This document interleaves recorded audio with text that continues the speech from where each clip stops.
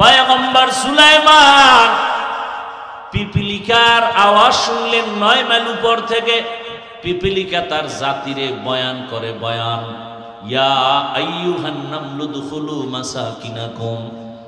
সুলাইমান নবী শুই নাই বলেন ফাতাবাসসামা, মুস্কি হাসলেন আর বললেন, এই সিংহাসন জমিনে ল্যান্ড করো। জমিনে ল্যান্ড করলো। সুলাইমান পয়গম্বর পরিষদের সবাইকে, জিন্নাতেরা আছে, অন্যান্য প্রাণী আছে, শোনায় পিপিলিকার সুন্দর মজার বয়ান শুনছি, তোরা শোন।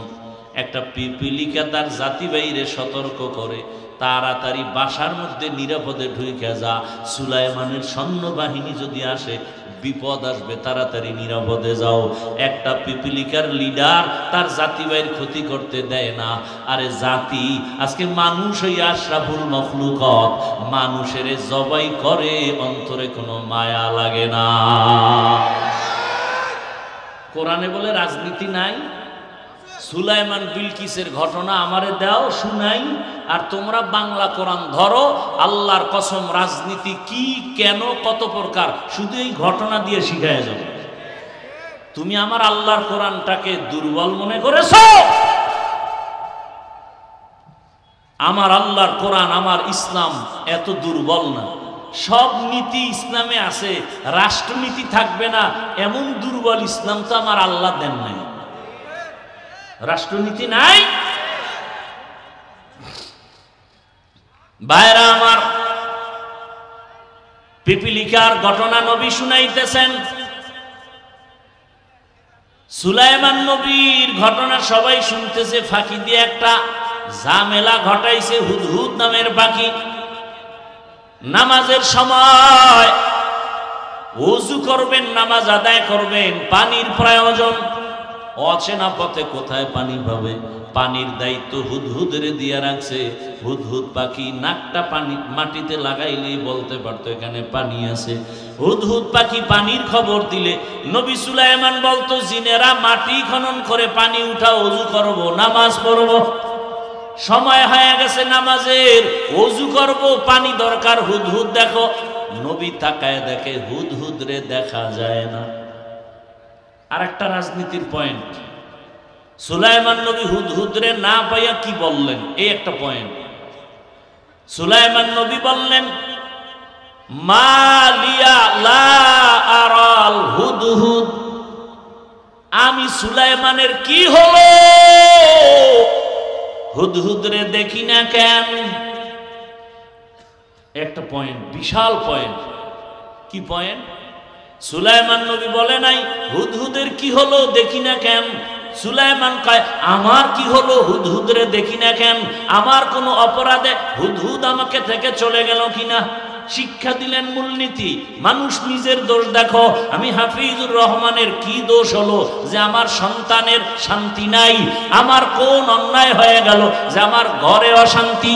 আমি হাফিজুর রহমানের কি হয়ে গেল, কোন গুনার কারণে আমার সমাজে অশান্তি, আমার রাষ্ট্রের মধ্যে অশান্তি? আমার কথা মানুষ কেন শুনে না? আমার ইমাম, আমি ইমামের কি হলো যে মসজিদে মুসল্লি আসে না? সব এমপি, সব মন্ত্রী, সব ডাক্তার, প্রফেসর, সব এসপিডিসি যদি চিন্তা করত আমার কোন অপরাধের কারণে সমাজে অশান্তি, এই চিন্তা কইরা যদি নিজেকে মালামাত করত, নিজেরে সংশোধন করত, সোনার বাংলায় র্যাব আর্মির বেতের বাড়ি লাগতো না, পুরা দেশটা বেহেশতের বাগান হতো। এজন্যই শুরুতে বলেছি, ইসলাম যতদিনে জমিনে কায়েম হবে না, আল্লাহর কসম ততদিন পর্যন্ত জমিনে শান্তি আসবে না। ইসলাম হলো একমাত্র শান্তির ঠিকানা। তো একটা পিপিলিকার সম্পর্ক সুলাইমানের সাথে হওয়ার কারণে নবী বলেন কিয়ামতের ময়দানে পিপিলিকা জান্নাতে যাবে। পিপিলিকা জান্নাতে গেলেও কি না গেলেও কি, তা যাবে কেন? আল্লাহ বুঝায় যে ভালোর সাথে থাকলে যে ভালো হওয়া যায়, এটা প্রমাণ দিতেছে।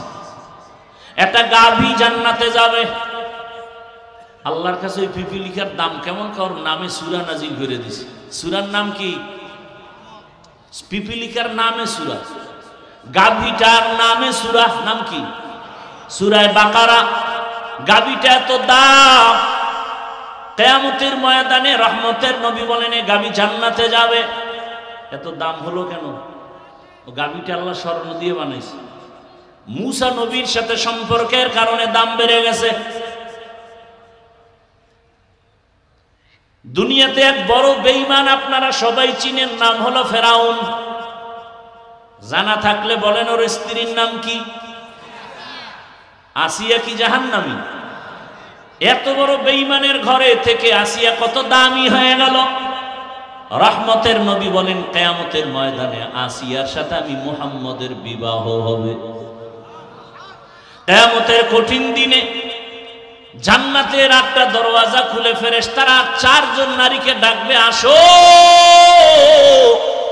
তোমাদের কোনো হিসাব নাই, তাড়াতাড়ি জান্নাতের যে কোনো দরজা দিয়ে ঢুকে যাও। কয়জন নারীকে ডাকবে? 4 জনের মধ্যে একজন হলো আসিয়া। অথচ ফেরাউনের ঘরে থাইকা এত ক্ষমতা, এত টাকা, সব কিছু লাথি মেরে আল্লাহকে আপন বানায় নিছে। এত বড় বেঈমানের ঘরে আসিয়া আল্লাহরে পাইলো কোন সূত্রে? একটা সূত্র লাগবে না? ওই ঘটনার মূলে কে? পয়গম্বর মুসা। মুসা নবীরে ছোটবেলা লালন পালন করছে না? সৎসঙ্গে সর্ববাস, অসৎ সঙ্গে সর্বনাশ। ভালোর সাথে সম্পর্ক, এই কারণে আসিয়াকে আল্লাহ পাক এত দামি বানায় দিলেন। কিয়ামতের ময়দানে 4 জন নারীর মধ্যে আসিয়া হবে একজন, যাকে বিনা হিসাবে জান্নাতে ডাকা হবে। ও পর্দার আড়ালের আম্মা জানেরা, বোনেরা, এত বড় বেঈমান ফেরাউনের ঘরে আসিয়া আমার আল্লাহকে যদি আপন করে নিতে পারেন, আপনার স্বামী তো ফেরাউন না, ফেরাউনের ওই কাতারেই নাই, বরং কত স্বামী। আপনি মা যদি নামাজ আদায় করেন, স্বামী গর্ব করে যে আমি বেনামাজি হলো, আমার স্ত্রী বড় ভালো 5 ওয়াক্ত নামাজ পড়ে। এরে আম্মা জানে কারণে আপনাদের এত সম্মান। আপনারা তো যদিও খাদিজা না, আয়েশা না, তবে তাদের মতোই তো নারী। এই যে স্টেজের মধ্যে 5-7টা সন্তানের মাথায় পাগড়ি দিলাম, এরা কোরআনের হাফেজ। একটা ছোট বাচ্চার তেলাওয়াত মুমিনের দিলটাকে আকৃষ্ট করে ফেলেছে, এত সুন্দর তেলাওয়াত। আজকে খবর নিয়ে দেখেন, এই হাফেজদের মা বাবার মতো ঈদের আনন্দে আর কেউ নেই। এরে আম্মা জানেরা, আল্লাহ সন্তান দিয়েছেন, সন্তানটাকে আপনি ডাক্তার বানান, ইঞ্জিনিয়ার বানাবেন, প্রফেসর বানাবেন, এসপি বানাবেন, ওসি বানাবেন, ডিসি বানাবেন, এমপি বানাবেন, আলহামদুলিল্লাহ, বাধা নাই। তবে বেয়াদব বানাবেন না। আল্লাহর কোরআন শিখায়া দেন, ডাক্তার হবে, কোরআন পড়বে, নামাজ পড়বে, মা বাবার জন্য দোয়া করবে, জীবন সফল। এমন ডাক্তার নাই? এরে আমার কলিজার যুবক, তোমার লাইনের জেনারেল যুবক আছে, স্কুলে পড়ে, কলেজে পড়ে, নামাজও পড়ে, নাই? তোর কপালটা এত খারাপ কেন? তোমার কপালে কার বরদোয়া লাগছে যে তুমি পড়তে পারো না? তোমার মতো জেনারেল লাইনের কত বান্দা রাস্তায় গাড়ি চালায়, নামাজ ছাড়ে না, নদীর মধ্যে মাছ ধরে, নামাজ পড়ে, কৃষি কাজ করে, নামাজ পড়ে, র্যাব, আর্মি, পুলিশ, বিডিআর এর চাকরি করে, নামাজ পড়ে, ওসি, ডিসি, এসপি চাকরি করে, নামাজ পড়ে। তোমার কপাল কেন এত খারাপ যে তুমি স্কুলে পড়ো, নামাজ পড়তে পারো না, চাকরি করো, নামাজ পড়তে পারো না? তোমার কপালে কার জানি বরদোয়া লাগছে। ওই ছেলেটা স্কুলে পড়িয়া নামাজ পড়ে কেন? যাও ঢাকা কলেজে গিয়া দেখো, মাথায় পাগড়ি, বড় দাড়ি, বড় জামা, কলেজে পড়ে। পিছন দিক দিয়ে একজন কয়, কিও কোন মসজিদের খতিব? কয় খতিব তো দূরের কথা, আমি আরবি পারি না। কয় এই বেশভূষায় যাও কই? কয় ঢাকা কলেজে পড়ি। স্যারেরা কিছু কয় না? কয় কয় কি কয়? কয় আমাদের কলেজের মধ্যে এই সন্তানটা বড় ভদ্র সন্তান। তোমার ক্লাসে কি মেয়েরা নাই? কয় আছে। মাঝে মাঝে আড্ডাখানায় ডাকে না? কয় ডাকে। চলো রিসোর্টে যাব, পার্কে যাব। আমি তখন ইস্তেগফার পড়তে থাকি, আল্লাহর কুদরত আমার পক্ষ হইয়া কয়েকটা মেয়ে বলে, ও আল্লাহর পথে আছে, ডিস্টার্ব করিস না, ওরে বাদ দে, আমরা চল। ঢাকা কলেজে। এই মিথ্যা বলতেছি তো? তোমার কপাল খারাপ কেন বলো বাবা? আর ওরা কেন এই লাইন পাইলো? একমাত্র কারণ কোরআনের ছোঁয়া, উলামায়ে কেরামের ছোঁয়া, দাওয়াত ও তাবলীগের ছোঁয়া। এরে আমার যুবক, এখনো সময় আছে, তওবা করো। ডাক্তার হও কিন্তু বেয়াদব হইও না, এখনো সময় আছে, তওবা করো। 5 ওয়াক্ত নামাজ পড়ো, মা বাবার দোয়া নিয়ে চলো, শিক্ষকের দোয়া নিয়ে চলো, উলামায়ে কেরামের দোয়া নিয়ে চলো। আর আমার আল্লাহকে বলো, হে মালিক, জীবনে তো মনের আশা পূরণ করে দাড়ি কম কাটলাম না, নামাজ কম ছাড়লাম না, পার্কে কম দৌড়াইলাম না, সারা রাত মোবাইলে গুনাহ কম করলাম না। ও যুবক, আরো কি মোবাইলে গুনাহ করার আশা বাকি আছে? তো বল আমাকে, যে আর কত রাত্র সারা রাত মোবাইল চালাইলে আশা পূরণ হবে বল? আর কতবার দাড়ি কাটলে আশা পূরণ হবে? আর কতবার পার্কে পার্কে দৌড়াইলে আশা পূরণ হবে? আর কতদিন দাড়ি কাটলে তোমার আশা পূরণ হবে? এবং এটাও বলো, তোমার হায়াতের বাকি আছে কতদিন? এমন একটা দিন নেই বা গাড়ির নিচে যুবকের লাশ, পানির নিচে যুবকের লাশ, ঘুমের বিছানায় যুবকের লাশ। কয়দিন আর বাঁচবা? আর মরণের অস্ত্র লইয়েই তো 24 ঘন্টা দৌড়াও। বাইক বাইক কি কয় এলাকায়?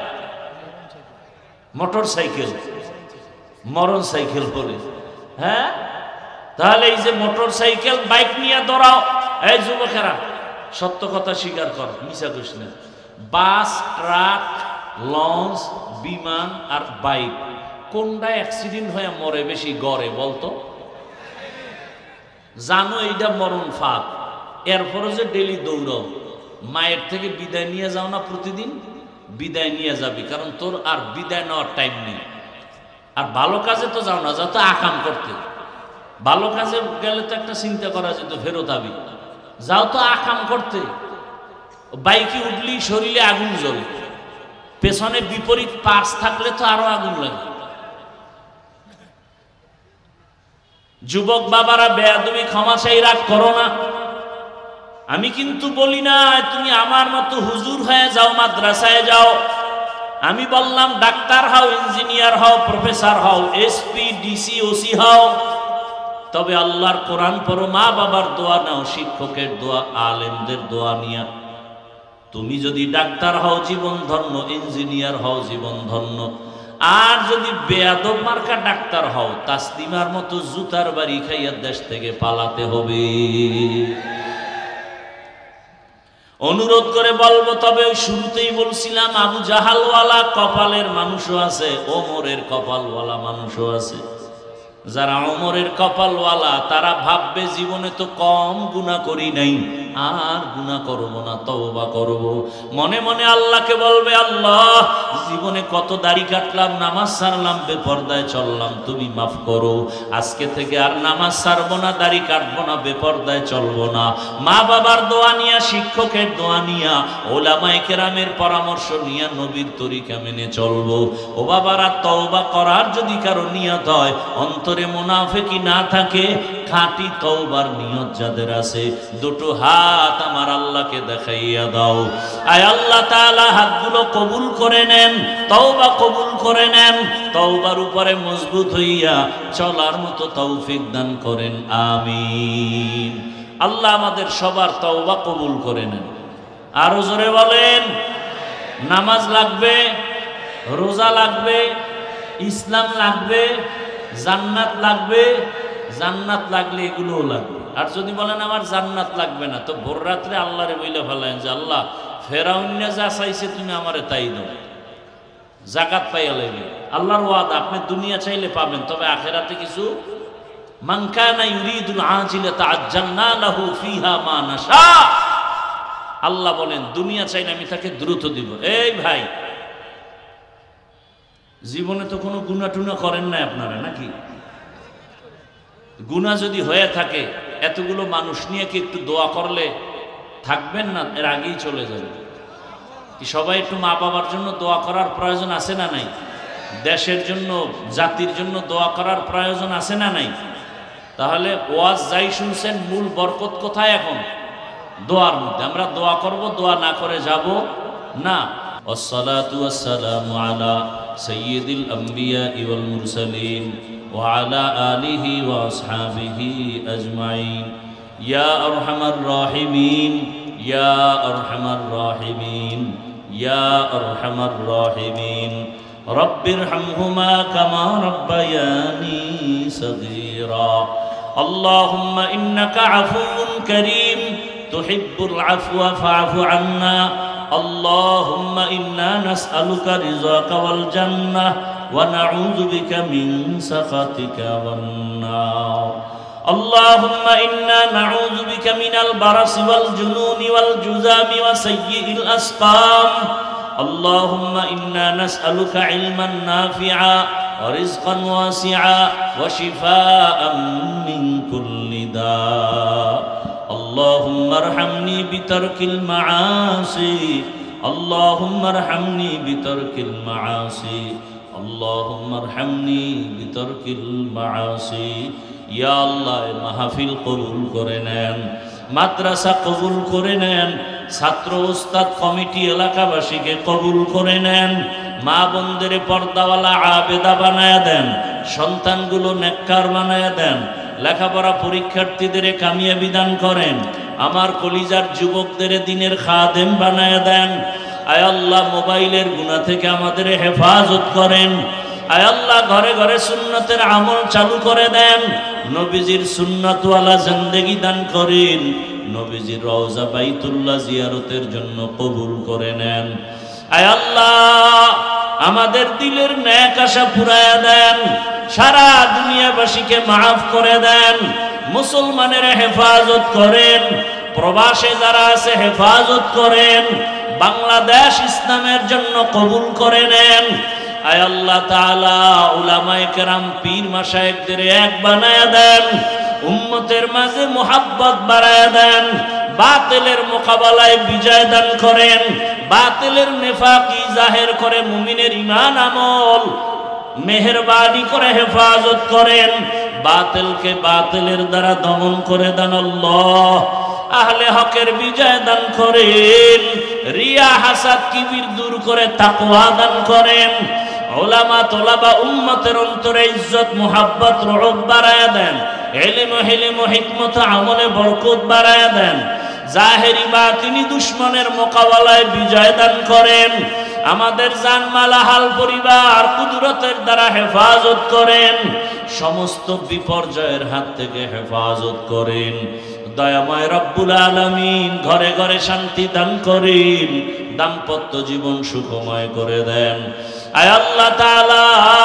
দিলের সবার নেক আশা পুরায়া দেন আয় আল্লাহ আমরা যারা হাত তুলেছি জানি না কারা এখানে ইয়াতীম বাবা নাই অনেকে মা হারা অসহায় আত্মীয় স্বজন মুরব্বীরা যারা কবরে জান্নাত বানায়া দেন আম্বিয়ায়ে কেরাম সাহাবায়ে কেরাম শুহাদায়ে কেরাম আউলিয়ায়ে কেরাম আসাতেজায়ে কেরামদের মাকাম জান্নাতে উঁচু বানায়া দেন যারা বেঁচে আছেন হায়াত বাড়ায়া দেন অসুস্থ যারা কুদরতের দ্বারা সুস্থতার নেয়ামত বাড়ায়া দেন আয় আল্লাহ তাআলা মাদ্রাসা মসজিদগুলো কবুল করে নেন অন্যান্য শিক্ষা প্রতিষ্ঠান নবীর আদর্শে কবুল করে নেন আদবালা বিনয়ী জিন্দেগি দান করেন বেয়াদবির থেকে হেফাজত করেন আল্লাহ আপনার ভয় তাকওয়া অন্তরে দান করেন আহলুল্লাহদের অন্তর্ভুক্ত করে দেন আপনার খাস ওলি মুত্তাকি যারা তাদের বন্ধু বানায়া দেন নবীজির মোহাব্বতে আমাদের দোয়া কবুল করে নেন